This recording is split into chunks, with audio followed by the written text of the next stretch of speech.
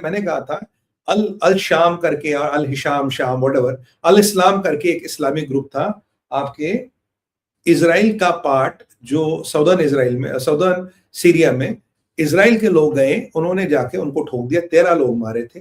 13 लोगों में से 6 इजराइल के सिपाही जख्मी हुए थे। तब मैंने कहा यार, मेरे एक इजरायली सूत्र ने कहा कि इजराइल के 3 सिपाही क्रिटिकली इंजर्ड है। कहा था या नहीं कहा था? Do you remember? Can I have just 2 comments? I have to make a point. मैंने कहा था, मेरे एक सूत्र ने कहा कि इजराइल के 3 सिपाही क्रिटिकली इंजर्ड है। कहा था नहीं कहा था मैंने? Does anybody remember? 1 or 2 comments will do. I'll perform move on that. ये मैंने आपको कहा था। Yes. और बॉस, आज इजराइल मीडिया ने बिल्कुल ये बोला कि इजराइल के 3 सिपाही उस मिशन में क्रिटिकली इंजर्ड। तो जो मेरा सूत्र थे और जो आज इंफॉर्मेशन आई है, दिस इज कंप्लीटली राइट।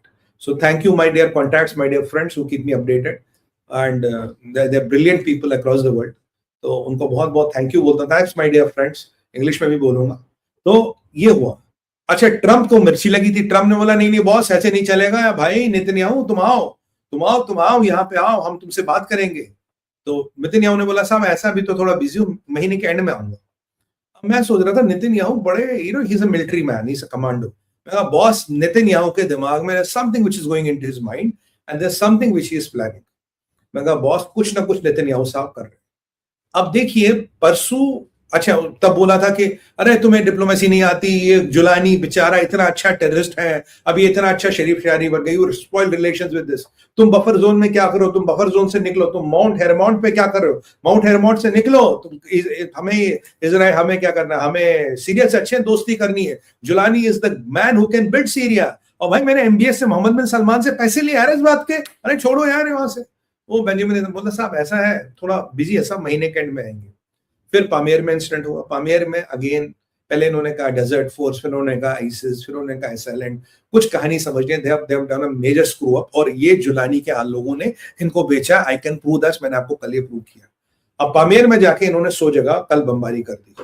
ठीक है, आईसिस आईसिस आईसिस। अभी तक अमेरिका कह रहा था आईसिस तो यहाँ है ही नहीं, आईसिस तो यहाँ है ही नहीं, आईसिस तो खत्म हो गया। अब अमेरिका कहना नहीं आईसिस है, हमने 100 जगह जॉर्डिनियों के साथ जाके बमबारी कर दी। बहुत बढ़िया, आपने आईसिस पे बमबारी कर दी, व्हाट नेक्स्ट? अब आपने आईसिस को मार दिया यहाँ पर। Israel is very smart. Israel ने क्या किया? बोला ओके बॉस। इजराइल ने बोला आज हमने जी एक ऑपरेशन किया जो इजराइल का पार्ट सीरिया के साथ लगता उसमें, और वहां हमने एक आईसिस का ऑपरेटिव पकड़ा। अच्छा, ऑपरेटिव का नाम इजराइल नहीं बता रहा, वेरी स्मार्ट। और उन्होंने एक फोटो छाप दी, देखो जी इतने राइफले, इतने आरपीजी, इतने मोटार, बहुत बड़ा हमने आर्म्स का जखीरा पकड़ा था, और ये आर्म्स इजराइल के अगेंस्ट यूज होने वाले थे, हमने एक बंदा पकड़ लिया। बेटा इसे कहते हैं शतरंज। अब बेंजामिन ने, अब ईरान, अब तुम्हारे 3 लोग मारे गए आईसिस द्वारा या डेजर्ट फोर्स द्वारा, ये जो तुम भी क्लेम करो, पामेर में तुमने जाके 100 जगह बमबारी कर दी। मैंने एक आईसिस का बंदा जिंदा पकड़ा, जिंदा।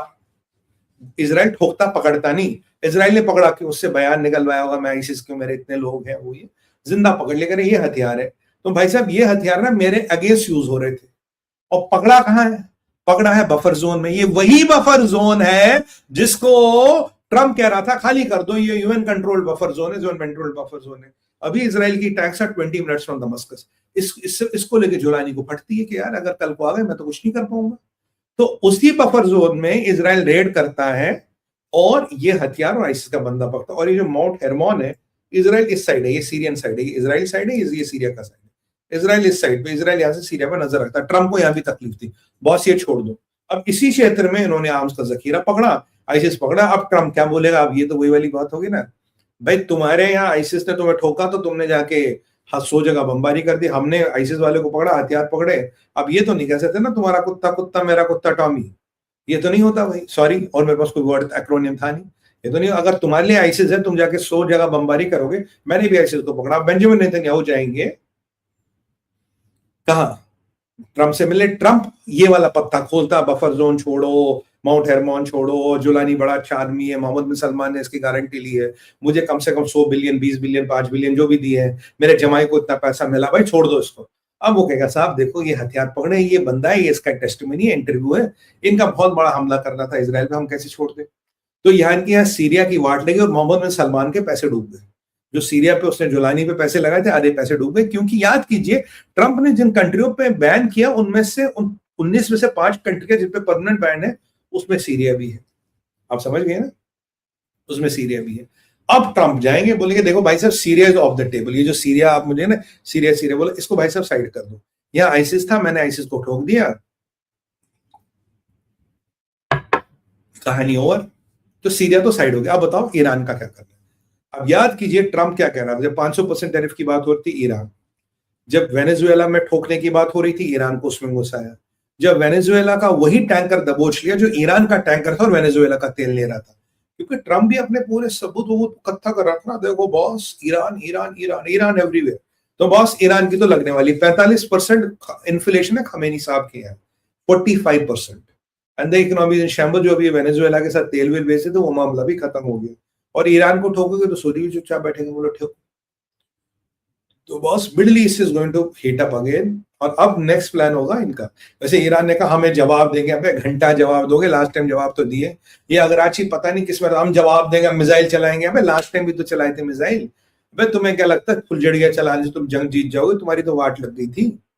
तो अब बॉस देखते हैं। It is by the way Trump ने लास्ट टाइम ऑफर दिया था जब फर्दो को उड़ाया था, ये सारा मेरी ये 5 कंडीशन से मान जाओ तुम पे सैंक्शन भी हटा दूंगा। खमेनी नहीं माना था। और क्या अब की बार जो अटैक होगा, देखो आईआरजीसी वीक है, खमेनी वीक है, मुझे लगता है अब की बार जो अटैक होगा इसमें खमेनी या रेजिम चेंज भी हो सकता है, वेनेजुएला वाली स्ट्रेटजी, इसमें खमेनी और रेजिम चेंज भी हो सकता है, ये यूएस का एजेंडा हो सकता है। Last time Trump regime change नहीं करना चाहता था, बट आई फील, मेरा असेसमेंट है this time they will also do the regime change.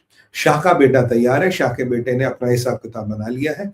याद कीजिए तेहरान में इतना बड़ा क्राइसिस है कि अगर बारिश नहीं हुई, जो कि नहीं हुई है, they have to evacuate a few 100,000 people from कुछ क्या हो रहा है,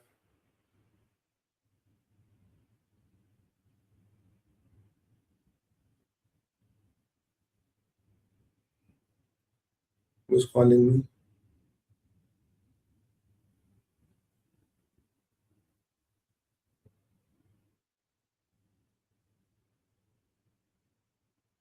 ओके ये मैंने आपको कहा था कि sorry some urgent call from the team, कुछ टेक्निकल इशू आ रहा है। Is the voice clear? Voice clear है? देखिए ये मैंने कहा था आपको तो ये होगा, राइट? मैंने आपको कहा था ये होगा, कहा था नहीं कहा था? यू रिमेंबर इट और नॉट? मतलब बॉस ये होगा और ये जरूर करेगा, and this is what exactly he is going to do. और इसलिए मैंने कहा बेंजामिन नेतन्याहू नहीं जा रहा, he is up to something. अब जाएगा, बोलेगा बॉस अब तो ये करना पड़ेगा, मैं जाके ये करूंगा। और ये जो ईरान का मैंने आपको लिंकेज बताया था, do you remember that? Iran के लिंकेज मैंने आपको बताए थे, डू यू रिमेंबर दैट और नॉट? मैं कहा ईरान का वाट लगा रहा है, ईरान की तैयारी कर रहा है, और ये कहीं ना कहीं जाके ईरान को ठोकने की पूरी व्यवस्था